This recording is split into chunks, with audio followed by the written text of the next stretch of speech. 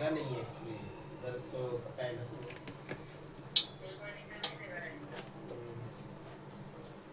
Mega तो hi hello ನಮಸ್ಕಾರ, welcome back to my YouTube channel. So ಇವಾಗ ನಾವು ಚೀಸ್ ಪನ್ನೀರ್ ಸ್ಯಾಂಡ್ವಿಚ್ ಮಾಡ್ತಾಯಿದ್ದೀವಿ.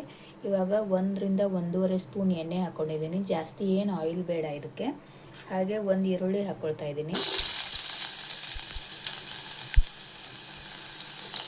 ಯಾಕಂದರೆ ನಾನು ಇಬ್ಬರಿಗೆ ಮಾಡ್ಕೊಳ್ತಿರೋದ್ರಿಂದ ಜಾಸ್ತಿ ಏನು ಹಾಕ್ತಾಯಿಲ್ಲ, ಒಂದು ಈರುಳ್ಳಿ ಹಾಕ್ತಾಯಿದ್ದೀನಿ. ಹಾಗೆ ಒಂದು ಅರ್ಧ ಕ್ಯಾಪ್ಸಿಕಮ್ ಹಾಕ್ಕೊಳ್ಳಿ. ತುಂಬ ಟೇಸ್ಟಿಯಾಗಿ ಬರುತ್ತೆ ಮತ್ತು ಹೆಲ್ದಿ ಇರುತ್ತೆ. ಜಾಸ್ತಿ ಆಯಿಲ್ ಏನು ಯೂಸ್ ಮಾಡಬೇಡಿ. ಹಾಗೆ 2 ಹಸಿಮೆಣಸಿನ್ಕಾಯಿ ನಿಮ್ಮ ಖಾರಕ್ಕೆ ತಕ್ಕನಾಗಿ ತೊಗೊಳ್ಳಿ. ನಾನು 2 ತೊಗೊಂಡಿದ್ದೀನಿ. ಯಾಕೆ 2 ಅಂತಂದರೆ ನಮಗೆ ಖಾರ ಇಷ್ಟ. ಖಾರ ಕಮ್ಮಿ ತಿನ್ನೋರು 1 ಹಾಕ್ಕೊಳ್ಳಿ. ಮತ್ತು ನಾನು ಇಬ್ಬರಿಗಂತ ಹೇಳಿ ಮಾಡ್ತಾಯಿದ್ದೀನಿ. ಕ್ಯಾಪ್ಸಿಕಮ್ ಅರ್ಧ ಹಾಕ್ಕೊಳ್ಳಿ ಇಬ್ಬರಿಗಾದರೆ. ಕ್ಯಾರೆಟೂ ಅರ್ಧ, ಈ ಕ್ಯಾರೆಟ್ ಹಾಕ್ತೀನಿ, ಅದು ಅರ್ಧನೇ ಹಾಕ್ಕೊಳ್ಳಿ. ಯಾಕಂದರೆ ಜಾಸ್ತಿ ವೆಜಿಟೇಬಲ್ ಆದರೆ ಅದರಲ್ಲಿ ಸ್ಟಫಿಂಗ್ ಮಾಡಬೇಕಾದ್ರೆ ಎಲ್ಲ ಹೊರಗಡೆ ಬಂದುಬಿಡುತ್ತೆ. ಸೊ ಅದಕ್ಕಾಗಿ ನಾವು ಕಡಿಮೆನೇ ಹಾಕ್ಕೊಳ್ತಾ ಇದ್ದೀವಿ. ಇದನ್ನು ಈಗ ಒಂಚೂರು ಕಲಿಸ್ಕೊಳ್ಳೋಣ.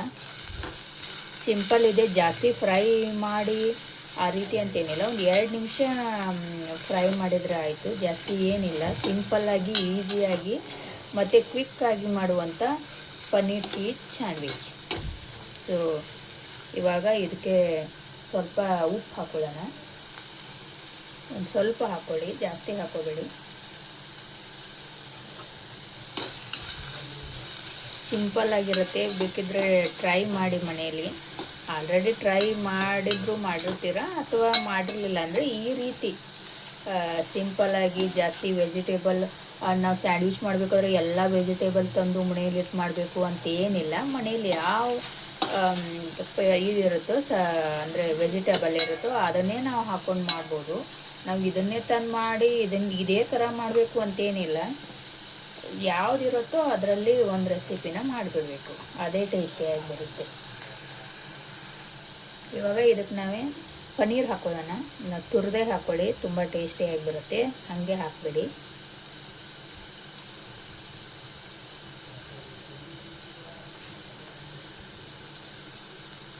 ಈ ಥರ ಮಾಡಿ ಹೆಲ್ದಿಯಾಗೂ ಇರುತ್ತೆ, ಚೆನ್ನಾಗಿರುತ್ತೆ. ಮಕ್ಕಳು ತಿನ್ಬೋದು, ಆಮೇಲೆ ಎಲ್ಲರೂ ತಿನ್ಬೋದು ಆಲ್ಮೋಸ್ಟು.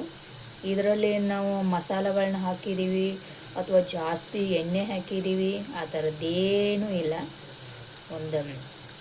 ಒಂದೂವರೆ ಸ್ಪೂನ್ ನಾವು ಇದನ್ನು ಸಣ್ಣ ಸ್ಪೂನ್ ಇರುತ್ತಲ್ಲ ಅದರಲ್ಲೇ 1.5 ಸ್ಪೂನ್ ಹಾಕೊಂಡ್ರೆ ಮುಗೀತು. ಅದಕ್ಕೆ ಜಾಸ್ತಿ ಆಯಿಲ್ನ ಕಂಟ್ರೋಲ್ ಮಾಡಿಕೊಂಡ್ರೆ ತುಂಬ ಚೆನ್ನಾಗಿರುತ್ತೆ.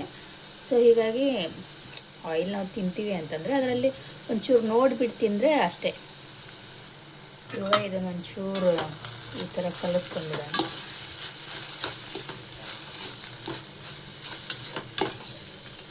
ನೋಡಿ, ಇದರಲ್ಲಿ ಜಾಸ್ತಿ ಏನು ಕೆಲಸ ಇಲ್ಲ.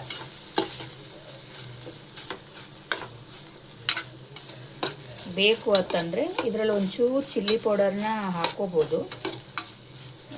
ಸೊ ಅದು ಚೆನ್ನಾಗಿ ಬರುತ್ತೆ. ಸೊ ನಾನು ಒಂದು ಅರ್ಧ ಸ್ಪೂನು ಚಿಲ್ಲಿ ಪೌಡರ್ನ ಹಾಕ್ಕೋತೀನಿ.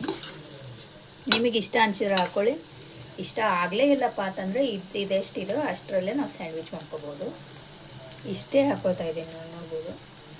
ಆಯಿತು, ಇಷ್ಟೇ ಸಿಂಪಲ್ಲಾಗಿ ಟೇಸ್ಟಿಯಾಗಿ ಕ್ವಿಕ್ಕಾಗಿ ಚೀಸ್ ಸ್ಯಾಂಡ್ವಿಚ್ ಮಾಡೋಕ್ಕೆ ಸ್ಟಫಿಂಗ್ ರೆಡಿ ಆಯಿತು. ಸೊ ಇದೊಂದು 2 ನಿಮಿಷ, ಈಗ ಇದನ್ನು ನೀಟಾಗಿ ಫ್ರೈ ಮಾಡಿದ್ದೀವಲ್ವ, ಒಂದು 2 ನಿಮಿಷ ಇದು ಹಾಗೇ ಇರಲಿ.